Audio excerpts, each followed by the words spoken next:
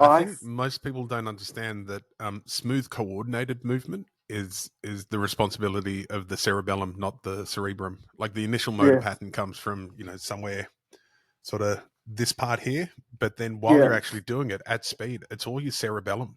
Like all of that, yeah, all coordination is the cerebellum. So that's why yeah. I just, yeah. For you So guys, I'm just going, it's nuts what you're able to do. So impressive. yeah, so I think that is like that's where I'm sort of at with it. But it's Hmm. I've noticed it because I've been doing it less often.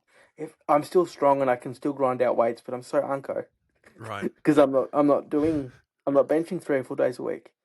So what do you I've been think would happen if you started benching 3 or 4 days a week? How quickly do you think that coordination would return? oh 3 weeks, 4 weeks. I don't Yeah, think. okay. Well, I think muscle memory. I think 23 years of muscle memory will serve me well. Yeah. Um, but yeah, it's nice to be able to lift the weights, but it's also hard to not be as strong, but know it could come back if you make the switch, I guess. Um, but yeah, I think technically could teach a lot. I think Hmm. also people with if there was people with different disabilities other than the most common ones in terms of how to do some sort of bench press. Hmm. Um, I think I could be a great mentor, whether they do it at a local level or get higher. Because I've seen other people with balance issues over the years who've given it a go and stopped because it's Hmm. frustrating. You know, Yeah. they get to 70, 80 kilos or 90 kilos and they can't do more and they're trying really hard.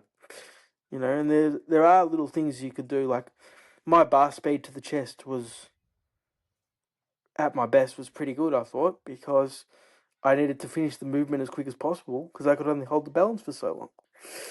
Ah, okay. I didn't realize that. 'Cause I remembered like what your technique looked like, and you had this like you know how you see squatters used to dive bomb squat. I Yeah, reckon your bench was like the bench press version of that. You used to bring the bar down quick. yeah. Yeah. And look, it was probably sometimes it was too quick, but part of that was because when the balance wasn't 100% right, you didn't want to be under the bar for too long. Hmm. Yeah. And I had to slow that down and learn how to balance to probably get to the 145 at the international comp and the, Hmm. 136 at 72 sort of thing. Yeah. And even like, you lose a kilo or gain a kilo or you jump between categories, your balance under the bench changes too. So Mm. when you have a condition like CP, the way your body feels changes. So your pattern seems to change. And I think a lot of people, it's probably magnified a bit more with cerebral Yeah. palsy, you know. Yeah. Absolutely. Um, but yeah, I think, look, I'm not lost to the sport. It's just a Good. bit of a gap. Um, I don't know.